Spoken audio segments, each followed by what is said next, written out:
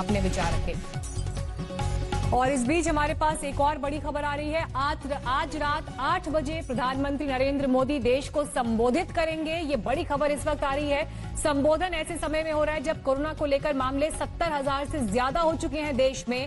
और कल ही प्रधानमंत्री ने राज्यों के मुख्यमंत्रियों के साथ मैराथन बैठक की है, जिसमें सभी राज्यों से राय ली गई है कि आगे का रोड मैप क्या हो सकता है।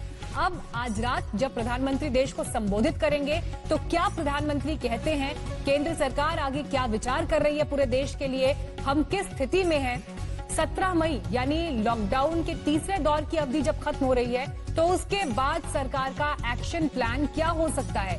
ये सारे सवाल इस वक्त देश में हर व्यक्ति के जहन में मौजूद हैं। और आज जब प्रधानमंत्री देश को संबोधित करेंगे तो वो इस बात से अवगत कराएंगे कि इस वक्त क्या स्थिति है देश में।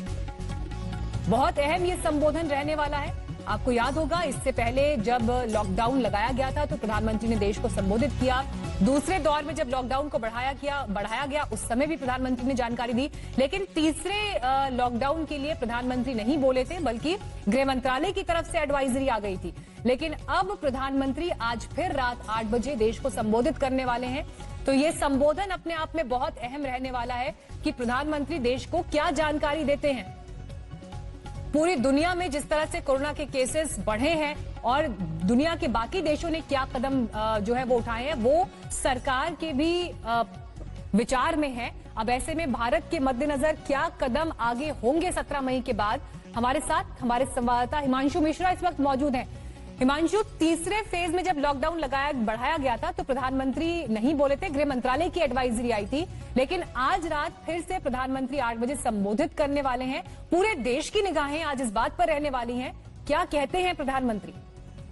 देखिए, बिल्कुल सबकी निगाहें इस बात पर रहेंगी कि प्रधानमंत्री नरेंद्र मोदी आज रात को जब 8 बजे देश को संबोधित करेंगे तब वो क्या कहेंगे। लेकिन सबसे बड़ी बात यह है मीनाक्षी की जो लॉकडाउन है वो 17 मई को समाप्त होने जा रहा है। तीसरा चरण का जो लॉकडाउन था, अब देखना ये है क्योंकि कल मुख्यमंत्रियों के साथ जब प्रधानमंत्री नरेंद्र मोदी की बैठक हुई थी तो बहुत से मुख्यमंत्रियों ने ये कहा था कि लॉकडाउन की जो समय सीमा है उसको बढ़ाया जाना चाहिए, क्योंकि अगर लॉकडाउन की समय सीमा को नहीं बढ़ाया गया और ऐसे में लॉकडाउन को एक झटके से खोला जाता है तो सबसे बड़ी बात ये होगी कि जो संक्रमित लोगों की संख्या है वो बहुत तेजी से बढ़ेगी और ये सबके लिए जो है चिंता का विषय है।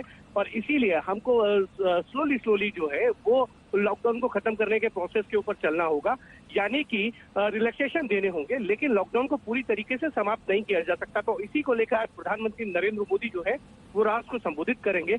अब देखना यह है कि क्या प्रधानमंत्री नरेंद्र मोदी लॉकडाउन की समय सीमा को बढ़ाने के लिए कहेंगे या फिर जो है वो मुख्यमंत्रियों से जो उन्होंने रिपोर्ट मांगी है 15 तारीख तक उसके लेकर भी कुछ ब्रीफ करेंगे। क्योंकि सबसे बड़ी बात यह है क्योंकि लॉकडाउन की समय सीमा जो है 17 मई को खत्म हो रही है, उससे पहले आज प्रधानमंत्री नरेंद्र मोदी का राष्ट्र को संबोधित करना ये दर्शाता है कि कहीं ना कहीं अब जो है लॉकडाउन की समय सीमा को जो है वो फिर से बढ़ाया जा सकता है।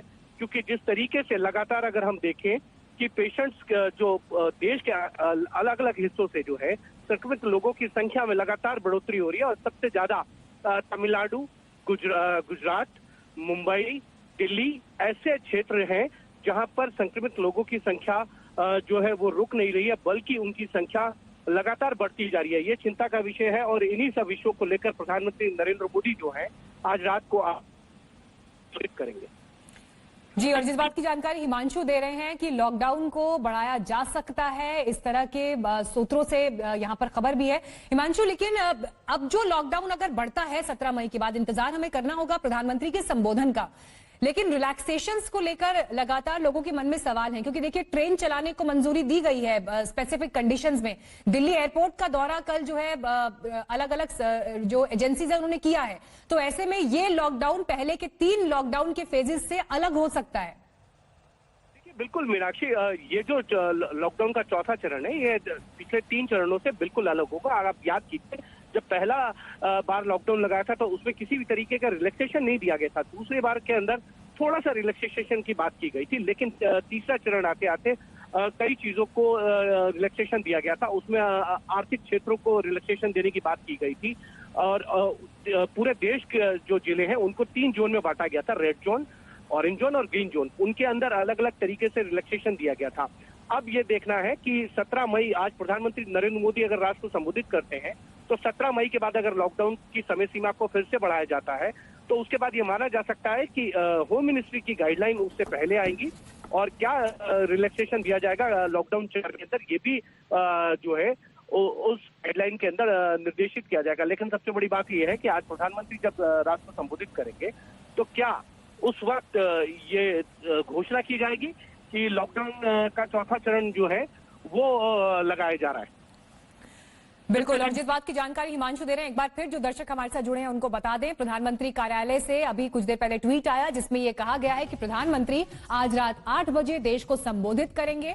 17 मई के बाद सरकार का अगला कदम क्या होगा, इस बात की जानकारी प्रधानमंत्री के संबोधन में हो सकती है। लॉकडाउन बढ़ेगा या खत्म किया जाएगा या कुछ रियायतों के साथ आगे बढ़ाया जाएगा, तो ये सारे सवाल अभी हैं, लेकिन इंतजार करना होगा आज रात 8 बजे का। हिमांशु, आप लगातार पीएमओ से लेकर सरकार के अलग अलग सूत्रों से जुड़े रहते हैं, खबरें पर नजर बनाए रहते हैं।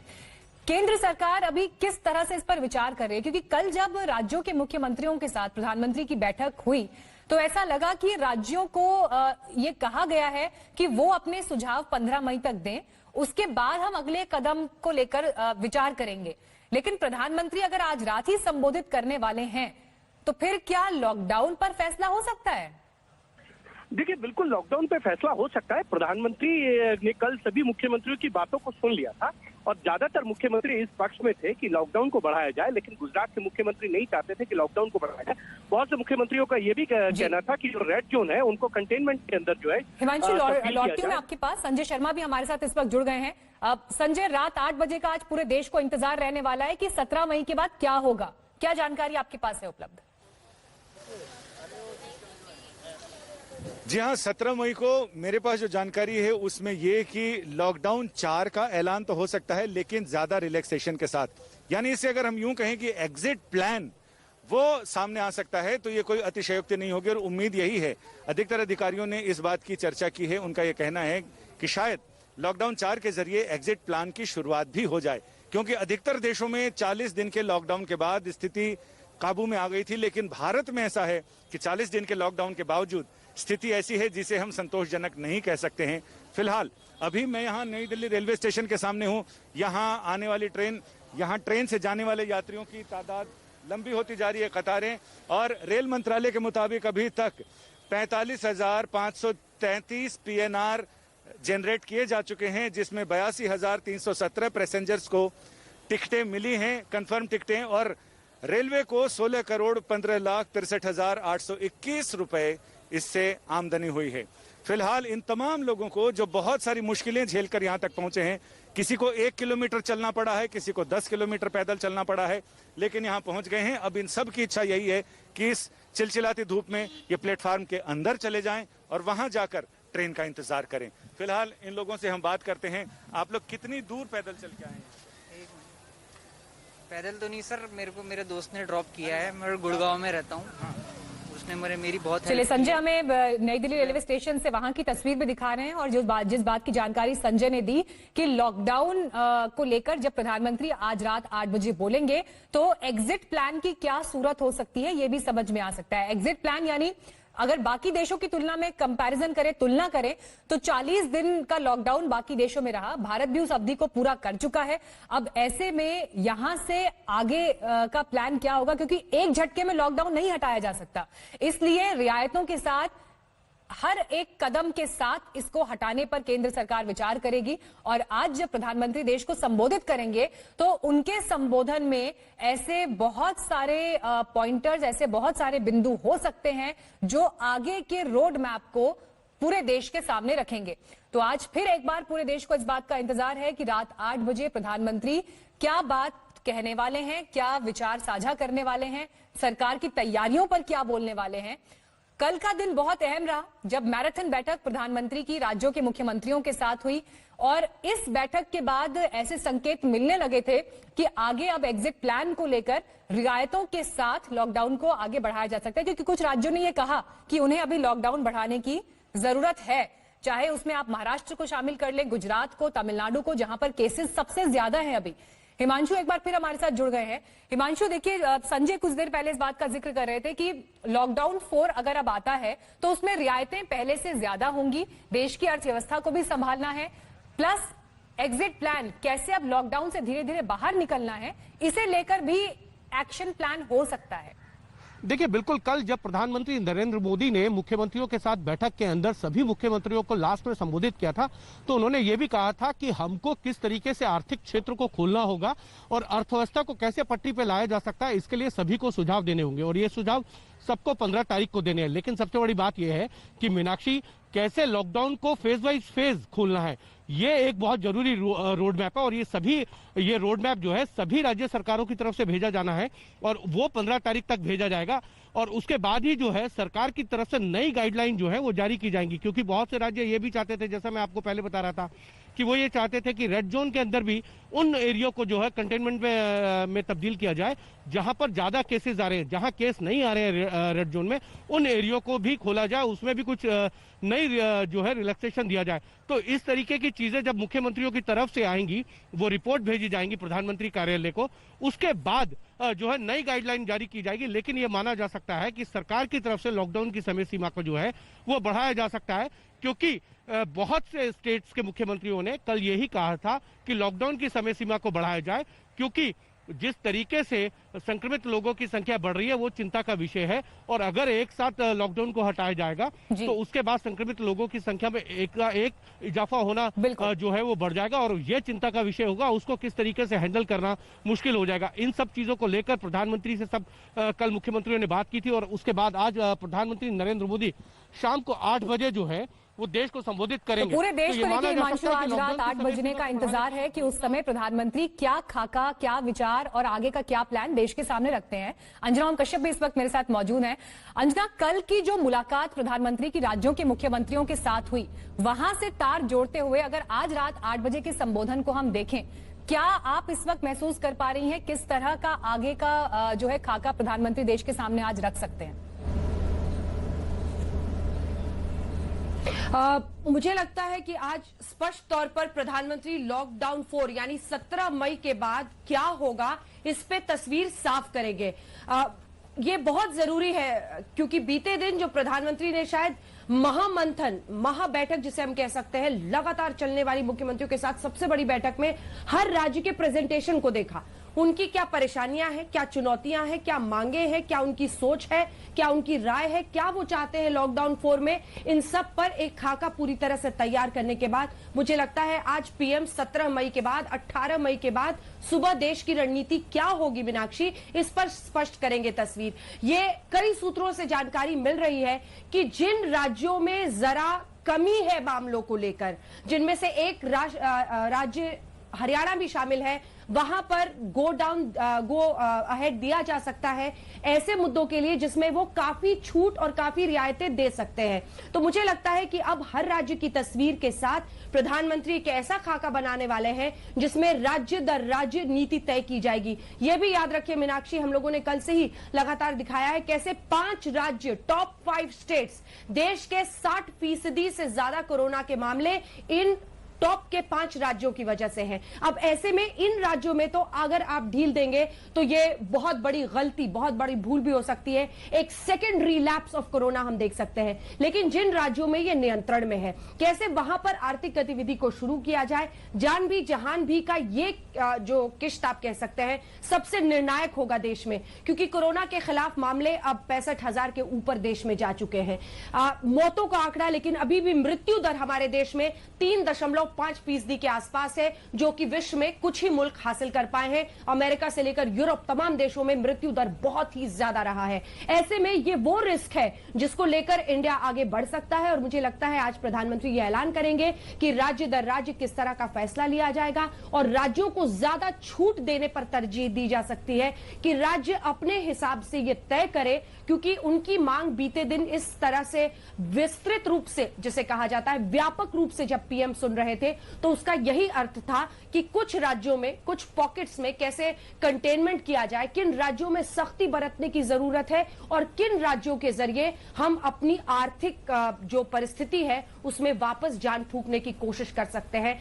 पीएम हालांकि अंजना देखिए, अभी अगर हम कल की मुलाकात पर भी ध्यान दें, इसमें इजाजत दी जाए, अगर हम कल की मुलाकात की तरफ भी ध्यान दें तो राज्यों से 15 मई तक सुझाव मांगे गए हैं, जिस बात का जिक्र अब से कुछ देर पहले अरविंद केजरीवाल भी प्रेस ब्रीफिंग में कर रहे थे। कल ही बिहार के मुख्यमंत्री ने यह कहा है कि ट्रेन चलाने का फैसला गलत है। अगर इन बातों को भी हम ध्यान में रखें कि राज्यों ने जो चिंताएं जाहिर की हैं, किस किस हद तक हम रिलैक्सेशन की एक्सपेक्टेशन कर सकते हैं आगे आने वाले फैसलों में? क्योंकि देखिए मीनाक्षी, अगर 15 मई तक ये डिटेलिंग मांगी गई है तो वो इसलिए क्योंकि मुझे लगता है कि जिस तरह की गाइडलाइंस आएंगी उसके बाद, क्योंकि गाइडलाइंस को ड्राफ्ट किया जाएगा बेसिस हर राज्य की क्या मांग है, हर राज्य क्या चाहता है, वो किन जगहों पर कंटेनमेंट जोन। याद रखिए बहुत ज्यादा कॉन्फ्लिक्ट हुआ था जिसमें राहुल गांधी ने भी ट्वीट करके कहा कि जो रेड जोन्स हैं वो ग्रीन जोन बन गए हैं, जो ग्रीन जोन है वो रेड जोन बन गए हैं। यानी आईसीएमआर ने जो ये अलग अलग जोन्स बनाए हैं उनको लेकर मतभेद थे। तो मुझे लगता है कि ये भी हो सकता है आने वाले वक्त में कुछ राज्यों पर उसमें ढील दी जाए, जिसमें कोलैबोरेटिव टीम बनाई जाए। लेकिन कुल मिलाकर गाइडलाइंस क्या लानी है पोस्ट 17 में, क्योंकि ये मियाद तीसरे लॉकडाउन की 17 मई को खत्म होगी। 18 मई की सुबह से क्या परिस्थिति होगी, कैसे सब कुछ नियंत्रित किया जाएगा तमाम राज्यों में, क्योंकि अगर हम ज्यादा ढील राज्यों को कुछ देते हैं तो हमें वो समझ, मुझे लगता है 15 मई तक का इंतजार उन गाइडलाइंस को बनाने के लिए होगा। लेकिन जो बड़ा खाका है मीनाक्षी, वो आज पीएम अपनी बात में रात 8 बजे कह सकते हैं। और देखिए इसीलिए रात 8 बजे का इंतजार है, इसीलिए रात 8 बजे का इंतजार है कि आज क्या होने वाला है, क्या कहने वाले हैं प्रधानमंत्री। मैं लौट रही हूं अंजना आपके पास, मंजीत नेगी भी जुड़ गए हैं हमारे साथ। मंजीत, मैं आपसे ये समझना चाहूंगी, आपकी भी सरकार के सोर्सेज से अलग अलग लेवल पर बातचीत होती होगी, क्या तैयारियां, किस तरह का फीडबैक अभी तक ब्यूरोक्रेट्स के पास पहुंचा है, क्या आगे की प्लान्स में शामिल हो सकता है? क्योंकि लॉकडाउन 4 अब पहले के 3 दौर से बहुत अलग होगा। देश भी अब इस इंतजार में है कि आगे अब आर्थिक गतिविधियां बढ़ें। देखिए मीनाक्षी, आज प्रधानमंत्री मोदी का जो 8 तारीख का 8 बजे का जो संबोधन होना है, इससे पहले जब लॉकडाउन 3 बढ़ाया गया था तब प्रधानमंत्री ने संबोधन नहीं किया था। लेकिन अभी जो जानकारी मुझे मिल पा रही है उसके मुताबिक एक बात जो पीएम के संबोधन में हो सकती है, जो जानकारी मिल पा रही है, प्रधानमंत्री जो मजदूर हैं जो अलग अलग राज्यों से जा रहे हैं उनको लेकर काफी एक तरह से चिंतित और दुखी हैं। जो हालात इस वक्त देश में दिखाई दे रहे हैं, खासतौर से मजदूर बड़ी संख्या में पैदल और दूसरे तरीकों से अलग अलग राज्यों की तरफ जा रहे हैं। हालांकि मजदूरों को ले जाने के लिए ट्रेन की काफी व्यवस्था रेल मंत्रालय ने की है, लेकिन उसके बावजूद जो मजदूर जा रहे हैं एक जगह से दूसरी जगह, और उसको लेकर कहीं ना कहीं प्रधानमंत्री मोदी व्यक्तिगत तौर पर बहुत चिंतित हैं, दुखी हैं। तो उसको लेकर भी एक तरह की वो बात देश के सामने रख सकते हैं। और जैसा कि हमने कल भी कहा था, मुख्यमंत्री की बैठक के बाद जो एक बात प्रधानमंत्री कार्यालय की तरफ से एक जो जानकारी मिल पा रही थी कि इस बार जो लॉकडाउन 4 अगर बढ़ेगा उसको लेकर साफ तौर पर ये जो अलग अलग टीम बनाई गई हैं, एम्पावर्ड ग्रुप हैं सेंटर के, उन सब की फीडबैक के आधार पर प्रधानमंत्री कार्यालय ने मुख्यमंत्रियों को भी इस बात को कहा था। और थोड़ी देर पहले अरविंद केजरीवाल ने भी इस बात की तस्दीक की थी, इस बात की जानकारी दी थी कि प्रधानमंत्री ने पूछा है कि राज्य तय करें, राज्य बताएं कि किस लॉकडाउन को अगर बढ़ाया जाए तो किस तरह से बढ़ाया जाना चाहिए, उसका क्या खाका होना चाहिए, कौन सी चीजें खोलनी है, कौन सी चीजें बंद करनी है। क्योंकि एक बड़ा मुद्दा मीनाक्षी प्रधानमंत्री के सामने पूरे देश को लेकर भी है, क्योंकि वो देश को चलाने की जिम्मेदारी उनकी है। और ये बात भी उनको नजर आ रही है कि अगर बहुत दिनों तक पूरी तरह से देश को लॉकडाउन किया जाएगा तो राज्यों की आर्थिक स्थिति, देश की आर्थिक हालात बहुत खराब हो सकते हैं। तो वो भी प्रधानमंत्री की चिंता होगी और उस चिंता को भी आज प्रधानमंत्री देश के सामने रखेंगे, क्योंकि इतने बड़े देश को इतने लंबे समय तक लॉकडाउन में नहीं रखा जा सकता। तो ये 2 मुद्दे जो मुझे पता चल पा रहे हैं, एक जो मजदूरों की स्थिति को लेकर प्रधानमंत्री की चिंता है कि उनको कैसे राहत दी जाए, क्योंकि लोग यहाँ भी कई सोशल मीडिया और दूसरी तरह से सवाल उठा रहे हैं कि विदेशों से जो हमारे प्रवासी नागरिक उनको जहाजों के जरिए लाया जा रहा है, लेकिन मजदूर खराब हालत में पैदल जा रहे हैं, परेशान हैं। तो ये सारी चीजें प्रधानमंत्री को भी कहीं, क्योंकि वो आम जन से जुड़ने की बात करते हैं, तो उनको ये बात जरूर मुझे लगता है कि अपने संबोधन में होगी। और दूसरी, राज्यों से किस तरह के सुझाव आते हैं, 15 का जो समय प्रधानमंत्री ने दिया उसको लेकर भी वो एक रोड मैप जनता के सामने, देश के सामने रखेंगे। बिल्कुल। और देखिए, जिस बात का जिक्र यहाँ पे मंजीत ने किया मजदूरों को लेकर, औरंगाबाद की चाहे घटना हो जो रेल ट्रैक पर मजदूरों के ऊपर से ट्रेन गुजर गई, या फिर जिस तरह से अंबाला की आज घटना सामने आई है, तो ये अपने आप में एक ऐसा विषय है कि जो मजदूर जहां तहां फंसे हैं, पैदल ही निकल पड़े हैं, उन्हें लेकर प्रधानमंत्री आज क्या कहेंगे इस पर नजरें होंगी। लेकिन हिमांशु, अगर आप तक मेरी आवाज पहुंच रही है तो किसानों का मुद्दा भी इस वक्त एक बड़ा मुद्दा है। मॉनसून कुछ समय बाद जब आएगा, उससे पहले जो तैयारियां होती हैं, और इस संकट की घड़ी में और ज्यादा कैसे तैयार रहता है देश, केंद्र सरकार क्या फैसले लेती है किसानों के लिए, गरीबों तक मदद पहुंचाने के लिए, क्या इस पर रोड मैप रहने वाला है, इसका भी आज इंतजार रहेगा।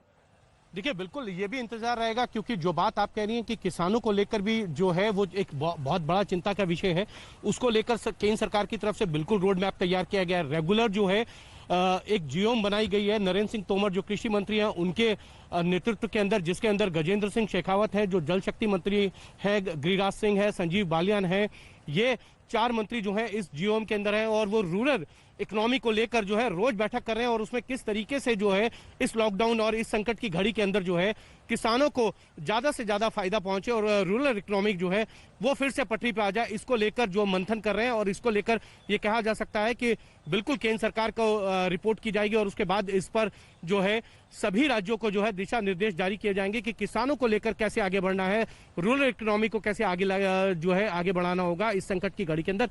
लेकिन सबसे बड़ी बात यह है कि माइग्रेंट्स लेबर को लेकर प्रधानमंत्री नरेंद्र मोदी ने कल भी जो है मुख्यमंत्रियों के साथ चिंता जताई थी। उन्होंने ये कहा था कि हमने जो नियम बनाए थे उसमें अगर लोगों का मन था और उनको घर जाना था तो इसको देखते हुए कुछ हमको नियमों में बदलाव करने ही पड़े थे, और ये जरूरी था, ह्यूमन ट्रेनिंग ग्राउंड के ऊपर जो है ये करना पड़ा था। लेकिन सबसे बड़ी बात यह है कि प्रधानमंत्री नरेंद्र मोदी जब आज लॉकडाउन देश को संबोधित करेंगे तो ये देखना बहुत जरूरी है कि लॉकडाउन का चौथा चरण आज घोषित करेंगे या फिर कैसे कैसे आगे बढ़ना है और किस तरीके से वो एक नया जो है रोड मैप देश के सामने रखते हैं, ये भी देखने की बात है। क्योंकि सोशल डिस्टेंसिंग का फॉर्मूला प्रधानमंत्री नरेंद्र मोदी ने जो है अपने सबसे पहले संबोधन में ही दे दिया था। उन्होंने कहा था कि इस संकट की घड़ी के अंदर इस बीमारी से, इस संक्रमण से बचने के लिए किसी के पास कोई दवाई नहीं है, सिर्फ एक ही फार्मूला है, वो है सोशल डिस्टेंसिंग। ये बात उन्होंने कल भी कही थी कि बेसिक्स हैं, ये बेसिक्स तो अब आगे आने वाले बहुत समय तक हमें फॉलो करने ही पड़ेंगे, क्योंकि कोरोना के साथ जीना ही अब न्यू नॉर्मल है, जिस बात का जिक्र तमाम मंत्री, नेता और पॉलिसी मेकर्स अपने बयानों में करते आ रहे हैं।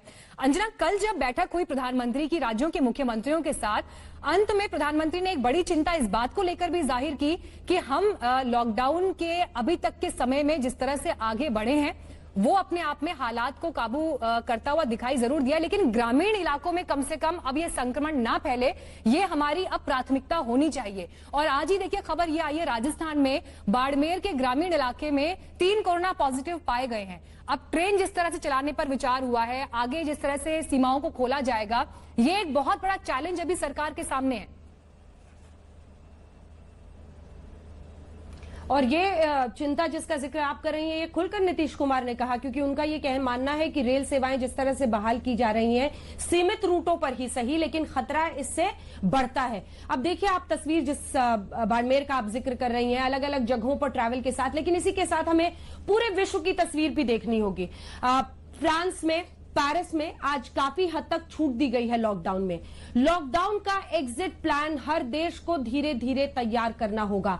यह सच्चाई हर मुल्क जानता है कि लॉकडाउन एंड मेजर नहीं है, यानी लॉकडाउन हमेशा के लिए किए जाने वाला इलाज नहीं है। लॉकडाउन सिर्फ आपको वो वक्त देता है कि आप अपने अस्पतालों को, अपने स्वास्थ्य कर्मियों को, अपने देश में लोगों को जागरूकता फैलाएं और आप तैयार रहे उस बीमारी के लिए। धीरे धीरे लॉकडाउन से आपको एग्जिट करना ही होगा। इसीलिए पब्लिक ट्रांसपोर्ट में सबसे पहले रेलवे, अभी बस सेवाएं और विमान सेवाएं नहीं शुरू की गई है। बस सेवाएं सिर्फ सीमित रूट पर मजदूरों के लिए या टारगेटेड 2 राज्यों के बीच में की गई, लेकिन ट्रेन सेवाएं शुरू की जा रही हैं। 15 रूट्स पर सिर्फ आज ट्रेनें निकल रही हैं। यानी धीरे धीरे क्या एग्जिट प्लान के जरिए देश को आगे नहीं बढ़ना होगा? हाँ, बढ़ना होगा, लेकिन हाँ, इसी के साथ ये बहस जरूर होगी कि इसके बाद क्या खतरे बढ़ सकते हैं, किस तरह से हम उसके लिए तैयार रहें। लेकिन फ्रांस हो, बेल्जियम हो, आज सुबह ही लगातार खबरें आ रही हैं कि वहां पर पेरिस शहर हो या अन्य शहर हो यूरोप में, वो धीरे धीरे गतिविधियों को चालू कर रहे हैं इस खतरे के बीच कि हाँ, हो सकता है सेकेंड राउंड ऑफ संक्रमण, दूसरा चरण उसका आए और एक बहुत बड़ा खतरा हो। लेकिन हमेशा के लिए सब कुछ को लॉकडाउन में रखना भी मुश्किल है। इसीलिए पीएम जब जब सामने आते हैं, बीते दिन भी उन्होंने अपनी बड़ी बातें कही, उसमें यह जरूर कहा कि अगर हम सामाजिक दूरी यानी सोशल डिस्टेंसिंग का वो जागरूकता का पहला जो मूल है उसको नहीं समझेंगे तो हम बहुत बड़ी परेशानी में फिर से घिर सकते हैं। इसीलिए अगर घेरेबंदी करनी है तो आपको एक एग्जिट प्लान के साथ आगे आना है, आपको जागरूकता के अभियान के साथ लोगों को समझाना है कि कोई भी एक दूसरे की सोशल डिस्टेंसिंग का जो है उसका ख्याल रखे। चाहे वो IRCTC में बुकिंग हो मीनाक्षी, चाहे वो शराब की दुकानें खोलने के लिए मजबूर होने वाले राज्य हैं जिनको राजस्व चाहिए, हर हाल में चाहिए, हर जगह हम जीवन और मृत्यु के बीच का फैसला लेंगे जब हम एसेंशियल और नॉन एसेंशियल के बीच में अपनी जागरूकता को ध्यान में रखकर आगे नहीं बढ़ेंगे। हर सरकार को आर्थिक परिस्थितियों का सामना करने के लिए आगे बढ़ना होगा। कब तक आप ये सोचेंगे कि हम राजस्व सिर्फ शराब की दुकानें खोलकर इकट्ठा कर पाएंगे, क्योंकि वो भी मुमकिन नहीं हो पा रहा है, कई जगहों पर बंद करना पड़ा। आर्थिक आपको कदम उठाने हैं और सोशल डिस्टेंसिंग को सबसे बड़ा नियम, इस वायरस के साथ जीने को सबसे बड़ा नियम बनाना है। मीनाक्षी, चुनौतियां बहुत हैं, जिस बात का जिक्र अंजना भी यहां पर कर रहे हैं कि विदेशों में क्या कदम उठाए गए, लेकिन अब हिंदुस्तान आगे के लिए कितना तैयार है। इंतजार रात 8 बजे का है जब प्रधानमंत्री देश को आज संबोधित करेंगे। पीएमओ ने कुछ देर पहले ही ट्वीट करके इस बात की जानकारी दी। हिमांशु, कोई नई इंफॉर्मेशन आपके पास आई? देखिए, बिल्कुल अभी तो इस तरीके की कोई इन्फॉर्मेशन नहीं है, लेकिन इतना जरूर है कि कल प्रधानमंत्री नरेंद्र मोदी ने जब मुख्यमंत्रियों के साथ बातचीत कर रहे थे तो उन्होंने संबोधित करते हुए ये जरूर कहा था, हमको जान से लेकर जहां तक के बारे में सोचना होगा और उसी को लेकर अपने जो है नियम बनाने होगी, उसकी रणनीति को बनाना होगा। दूसरी बात उन्होंने कहा था, जो बात अंजना कह रही है सोशल डिस्टेंसिंग की, उन्होंने ये भी कहा कि अगर 2 गज की दूरी को हमने खत्म किया तो ये संकट बड़ा हो सकता है, गहरा हो सकता है। इसको लेकर हमको सोचना होगा और 2 गज की दूरी को ही हमेशा अभी डिस्टेंस बनाकर चलना होगा, नहीं तो ये संक्रमण और अधिक फैल सकता है। और उन्होंने ये तो कहा ही था कि आर्थिक जो एरिया है उनको खोला जाए, अर्थव्यवस्था को सुचारू रूप से आगे लाना होगा। उन्होंने सभी मुख्यमंत्रियों की तारीफ की थी और अब देखना यह है कि 15 तारीख को क्या सभी मुख्यमंत्री अपने अपने स्टेट्स की रिपोर्ट देते हैं और वो क्या चाहते हैं प्रधानमंत्री नरेंद्र मोदी से कि आगे की रणनीति के लिए वो क्या किस तरीके से तैयार है। क्योंकि अगर देखा जाए तो ग्राउंड पे लॉ एंड ऑर्डर जो है वो उसका पालन कराना वो राज्य सरकार की जिम्मेदारी है। एडवाइजरी जरूर सेंट्रल गवर्नमेंट की तरफ से जारी की जाएगी, लेकिन उसका पालन कराना स्टेट गवर्नमेंट की जिम्मेदारी होती है और उसको कितनी सख्ती से पालन कराया जाता है और कितनी अच्छे तरीके से, यही जो है इस संक्रमण को फैलने से भी बचा सकता है। और देखने की बात यही है कि जिस तरीके से 4 बड़े शहरों के अंदर यह संक्रमण बहुत तेजी से फैला है और जिस तरीके से संक्रमित लोगों की संख्या पिछले 2 हफ्ते के अंदर, अगर ये कहें कि इन्हीं 4 कह सकते हैं कि मेट्रो सिटीज से आई है, तो ये कोई बड़ी बात नहीं है। हालांकि देखिए हिमांशु, हमें इंतजार तो किसी ऑफिशियल स्टेटमेंट का ही करना होगा, लेकिन क्योंकि आप उन लोगों से मिलते हैं जहां पर ये पॉलिसीज बनती हैं, जहां पर चर्चाएं होती हैं, कब तक स्कूल्स, कॉलेजेस इनको लेकर फैसला हो सकता है? क्योंकि अब तो गर्मियों की छुट्टियों के बाद अगर बात करें तो स्कूल खुलने का समय, बच्चों के सिलेबस से लेकर उनकी आगे की क्या तैयारियां होंगी पूरे साल को लेकर, इन्हें लेकर अभी कोई क्लैरिटी जो है सरकार की तरफ से नहीं आई है सामने। देखिए, बिल्कुल सरकार की तरफ से क्लैरिटी नहीं है, लेकिन कल प्रधानमंत्री नरेंद्र मोदी ने सभी मुख्यमंत्रियों को संबोधित करते हुए ये साफ कर दिया था कि आपको डिजिटल एजुकेशन की तरफ जाना होगा। उसके लिए नए नए मॉड्यूल आपको देखने होंगे और किस तरीके से डिजिटल एजुकेशन के जरिए जो है वो आप बच्चों को ज्यादा से ज्यादा पढ़ाने की कोशिश कीजिए, क्योंकि अभी जिस तरीके के हालात हैं उससे ये नहीं लगता है कि स्कूलों को खोला जा सकता है, कॉलेजेस को खोला जा सकता है। लेकिन ये जरूर है कि बच्चों की एजुकेशन चलती रहे, इसके लिए आपको नए नए डिजिटल मॉड्यूल खोजने होंगे। जो है सीबीएसई या अन्य बोर्डों के साथ आपको मिलकर तय करना होगा कि बच्चों को घर पे कैसे पढ़ाया जा सकता है, इसकी रणनीति को तैयार करना होगा आपको। ये सारे ये कह सकते हैं कि दिशा और निर्देश प्रधानमंत्री ने कल सभी मुख्यमंत्रियों को दिए थे। मीनाक्षी, तो आज इंतजार अब हमें रात 8 बजे का करना होगा, क्योंकि हम सभी के मन में बहुत सारे सवाल हैं और आप भी जब अपने घर बैठे इन तमाम खबरों को देख रहे हैं तो आपके जहन से भी बहुत सारे सवाल इस पर गुजर रहे होंगे कि 17 मई के बाद क्या होने वाला है। और जिस बात का जिक्र मेरे बाकी सहयोगी भी कर रहे हैं कि अब लॉकडाउन तो कोई परमानेंट सोल्यूशन है नहीं, लेकिन बहुत निर्णायक 15 तारीख भी रहेगी जब राज्यों के मुख्यमंत्री अपने सुझाव आगे देंगे और उसके बाद क्या गृह मंत्रालय की तरफ से गाइडलाइंस आती हैं, ये देखना होगा। अब प्रधानमंत्री जब आज बोलेंगे तो उनके संबोधन में बहुत सारे संकेत छिपे होंगे, कुछ फैसलों की जानकारी भी होगी और आगे देश कितना तैयार है कोरोना की चुनौती से निपटने के लिए, इस बात को लेकर भी उसमें जो है जानकारी सामने आएगी। लेकिन ये तस्वीरें जो हम आपको दिखा रहे हैं तारीखों के साथ, जब अलग अलग मौके पर प्रधानमंत्री कोरोना संक्रमण के इस काल में बोले हैं और देश को बड़े फैसलों से उन्होंने अवगत कराया है। रोहित सरदाना भी इस वक्त जुड़ गए हमारे साथ। अब रोहित, देखिए, सवाल सबके मन में यही है कि 17 मई के बाद क्या होना है। सारे जवाब प्रधानमंत्री के पास हैं, लेकिन उन जवाबों में से किस फैसले की जानकारी वो आज देंगे, इंतजार करना होगा रात 8 बजे का।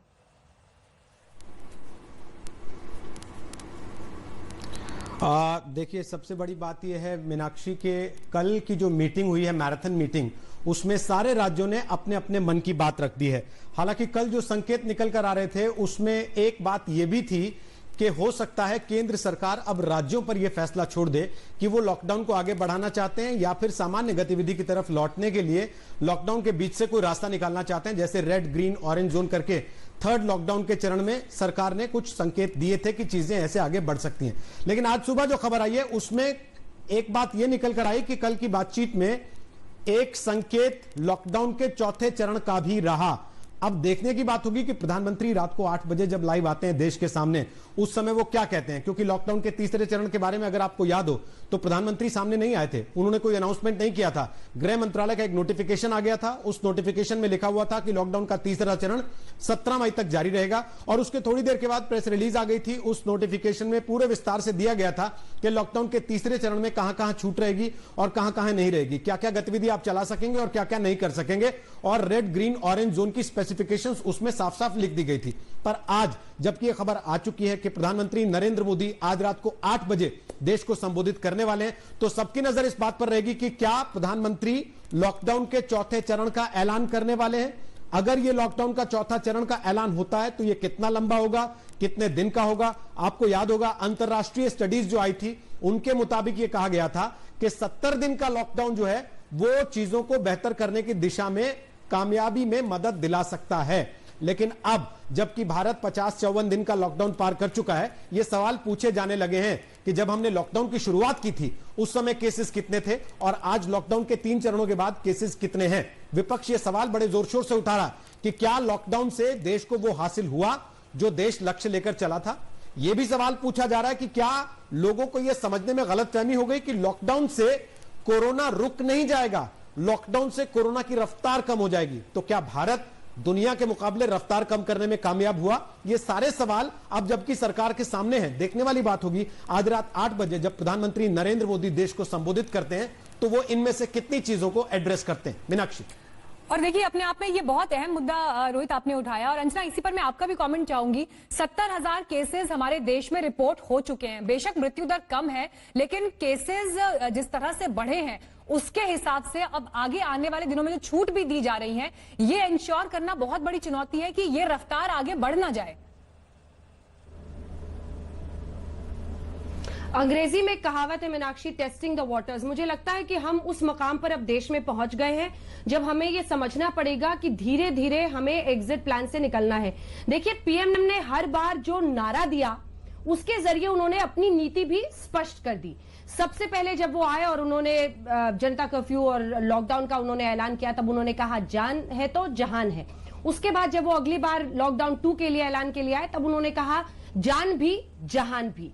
अब बीते दिन जो जन से जग तक है, अब हमें आगे के लिए कदम बढ़ाना है, ये कहना है। इस नारे के साथ ही आप समझ सकते हैं कि अपने आप में एक बहुत बड़े ट्रांजिशन का ऐलान है कि हमें यहां की स्थिति से अब दूसरे तरफ जाना है। लेकिन क्या देखकर आगे जाना है कि हम संक्रमण ना फैलाएं, उसके लिए हमें उचित कदम उठानी है। सोशल डिस्टेंसिंग की जो अब सामान्य की परिभाषा है वो विश्व में बदल चुकी है। अब सामान्य की परिभाषा यह है कि आप मिनिमम 2 मीटर की दूरी रखें, आपके मुंह पर मास्क हो, आप हमेशा अपने हाथ धोएं।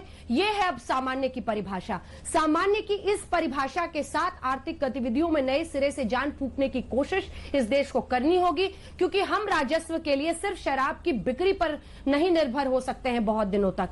हमें यह भी समझना है कि जिन मजदूरों की परिस्थिति को लेकर पूरा देश व्यथित है, उस व्यथा का एक हल यह भी है कि उनमें से कई लोग ये चुने कि वो जहां पर हैं वहीं पर अपना काम करते रहे, उनकी आर्थिक जो आमदनी है उसका स्रोत बना रहे। इसीलिए मुझे लगता है कि जो सामान्य की नई परिभाषा है, उस परिभाषा पर जोर देते हुए प्रधानमंत्री एक ऐसे कदम की तरफ ऐलान कर सकते हैं। आज 8 बजे उनका कीवर्ड क्या होगा, इस पर सबकी नजर रहेगी और हमेशा की तरह रिकॉर्ड तोड़ दर्शक हमेशा आज तक पर जुड़ते रहे रात 8 बजे। तो आज मुझे लगता है मीनाक्षी एक बार फिर से जुड़ेंगे सुनने और हमारी भी ये कोशिश रहेगी कि प्रधानमंत्री जो आज संबोधन देते हैं या जो भी जानकारी अपने फैसलों को लेकर देते हैं, उसका पूरा डिटेल्ड एनालिसिस देश की जनता के सामने हो। हिमांशु मिश्रा भी बने हुए हमारे साथ लगातार।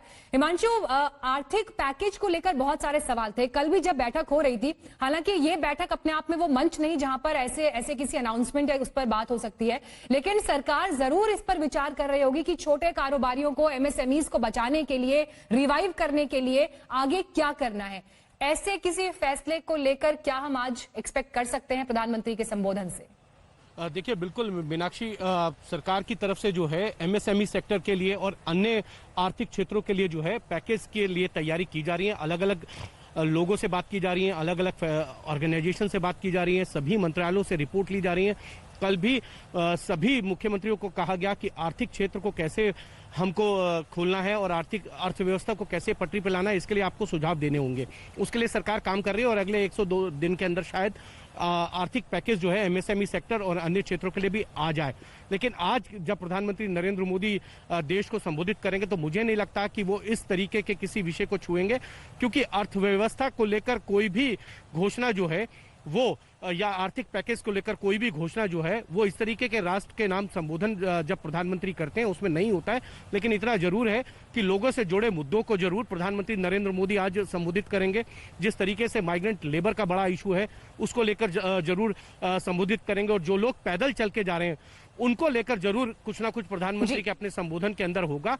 और साथ ही साथ किस तरीके से आगे आपको अपना जो है जीवन को जीना है और किस तरीके से अपनी जीवनचर्या को बढ़ाना होगा, ये सारी चीजें प्रधानमंत्री नरेंद्र मोदी की तरफ से जरूर देश की जनता के सामने ये एक बहुत इंपॉर्टेंट बात हिमांशु आपने कही। और रोहित, मैं आपको यहाँ पर जोड़ना चाहूंगी। देखिए, इससे पहले भी जब प्रधानमंत्री देश के नाम संबोधन देते रहे हैं, एक ह्यूमन टच के साथ वो बात करते हैं। बहुत आम चीजें जो हमें जीवन में अभी फॉलो करनी है, लोगों को वो कन्वे करने की कोशिश करते हैं कि आप कोरोना वॉरियर्स का सम्मान करें, जो फ्रंट लाइन पर लड़ रहे हैं उनके प्रति एक इज्जत रखें, उनकी मदद करें, कुछ ऐसे नियम खुद फॉलो करें जिससे आप बाकी प्रशासन का काम आसान कर सकते हैं।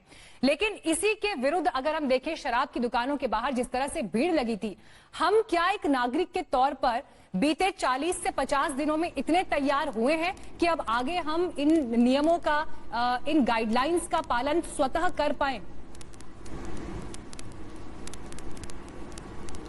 देखिए मीनाक्षी, शराब की दुकानों पर भीड़ लगना और आज से जो ट्रेन खुली है उसमें लोगों का अपने गंतव्य स्थानों की तरफ, अपने नेटिव प्लेसेस की तरफ जाना, ये दो अलग अलग तरह की चीजें हैं। शराब कोई ऐसी चीज नहीं है जिसके बिना जीवन ना चलता हो, उसको विलासिता की वस्तु में रखा जाता है, वो डेली नीड्स की आपकी चीजों में नहीं गिनी जाती है। इसलिए शराब का खुलना, जो कि एक राजस्व का बहुत बड़ा कारण भी है, वो एक अलग विषय था। और आज ट्रेन का खुलना, जिसकी लंबे समय से मांग हो रही थी कि लोग अपनी अपनी जगहों तक पहुंच पाएं, वो एक अलग विषय है। लेकिन आज जब प्रधानमंत्री सामने आएंगे, आपको याद होगा कि लगातार जो मजदूर पैदल चलते रहे, लगातार जो बार बार सरकारें अपील करती रही, उसमें प्रधानमंत्री से भी सब देख रहे थे कि क्या प्रधानमंत्री सामने आकर, जिनकी एक मास अपील है, जब वो कहते हैं कि आप आइए बालकनी में ताली और थाली बजाइए, तो पूरा देश आकर ताली और थाली बजाने लगता है। जब वो कहते हैं कि आप आइए एक दिया जलाइए, कम से कम एक मोमबत्ती जलाइए कोरोना वॉरियर्स के लिए, तो पूरा देश आकर उस रात ऐसी तस्वीर पेश करता है विहंगम की जैसे देश में दिवाली हो गई हो। तो क्या प्रधानमंत्री ऐसे श्रमिकों से, मजदूरों से, जिनका एक बड़ा तबका है, करोड़ों की तादाद है, ये अपील करेंगे? मास अपील उनकी जो मानी जाती है कि आप अपने अपने घरों की तरफ इस तरीके से प्रस्थान ना करें, आप सड़कों पर पैदल ना चलें समूह बनाकर, आप ट्रेन की पटरियों के सहारे सहारे पैदल ना जाएं। औरंगाबाद में एक हादसा हो गया है, हो सकता है आज प्रधानमंत्री की तरफ से ऐसी एक ह्यूमन टच वाली मास अपील आपको देखने को मिले। दूसरा, आपने जो कोरोना वॉरियर्स की बात की, आपको याद दिला दूं, आज इंटरनेशनल नर्सिंग डे है, तो हो सकता है प्रधानमंत्री के संबोधन में इसको लेकर भी कोई ऐसी बात नजर आए जिसमें कि पिछले दिनों में कुछ जो घटनाएं हुई हैं खासतौर पर डॉक्टर्स के साथ, उसको लेकर, मेडिकल कर्मियों के साथ, आशा कर्मियों के साथ, आंगनवाड़ी कार्यकर्ताओं के साथ, उसको लेकर प्रधानमंत्री के संदेश में कोई ऐसी बात नजर आए जिससे कि लोगों को वो एक बड़ी मैसेजिंग कन्वे करना चाहते हो। तीसरी चीज जो मुझे लग रहा है कि प्रधानमंत्री की आज के संबोधन में हो सकती है या होनी चाहिए, जिसकी संभावना है, वो ये कि अब आपको कोरोना के साथ ही जीना है। जो पिछले, आपको याद होगा, शनिवार को हमने ई कॉन्क्लेव किया था एजेंडा, जिसमें सारे राज्यों के मुख्यमंत्री, 16-17 राज्यों के मुख्यमंत्री हमारे साथ एक मंच पर आए थे आज तक पर। सबने एक बात कही थी कि अब हमको कोरोना के साथ जीना सीखना होगा। हो सकता है प्रधानमंत्री नरेंद्र मोदी आज जब सामने आए तो वो भी इस बात को सामने रखें, क्योंकि कल 5.5 घंटे तक उन्होंने इन सारे मुख्यमंत्रियों से बात की है, उनसे फीडबैक लिया है। तो अब ये प्रधानमंत्री देश को आकर बताएं कि अब कोरोना के साथ जीने की आदत डालनी होगी। और जैसी बातें अंजना आपको अभी बता रही थी कि आपको हाथ धोना होगा, आपको मास्क लगाकर चलना होगा, आपको 2 गज का डिस्टेंस हमेशा, हर समय, हर वक्त, हर जगह पर दूसरों से मेंटेन रखना होगा, वो सारी चीजें आपको जीवन में कैसे उतारनी है, उसके लिए जो एम्प्लॉयर्स हैं उनको एक संदेश देना, वो प्रधानमंत्री की तरफ से आज हो सकता है कि वर्क प्लेस पर किस तरीके से इस नियमावली का पालन करवाया जाए, लोगों के जरिए इस मैसेज को आगे और कैसे बढ़ाया जाए ताकि ये जन जन तक पहुंच जाए। ये सारी बातें आज बहुत मुमकिन है प्रधानमंत्री के संदेश में हो, लेकिन क्या इसके अलावा लॉकडाउन 4 का ऐलान होगा, ये सबसे बड़ा सवाल होगा। क्योंकि पूरा देश अब इस बात को लेकर इंतजार करेगा कि आज रात 8 बजे जब प्रधानमंत्री आज तक पर आएंगे तो वो क्या बोलेंगे। जब वो आज तक पर आएंगे रात 8 बजे तो क्या वो लॉकडाउन 4 का ऐलान करेंगे या फिर लॉकडाउन 4 और उसमें थोड़ी सी रफ्तार जो 3 के मुकाबले ज्यादा होगी वो ऐड कर देंगे। बिल्कुल, और ये सारे सवालों का जवाब तो रात 8 बजे ही मिलेगा, जिसके लिए आज तक पर हमारी भी खास तैयारी है। एक छोटे से ब्रेक के लिए हम यहां रुक रहे हैं, लेकिन प्रधानमंत्री के संबोधन को लेकर यह खास पेशकश आगे भी जारी रहेगी। फौरन हम लौट रहे हैं एक छोटे से ब्रेक के बाद।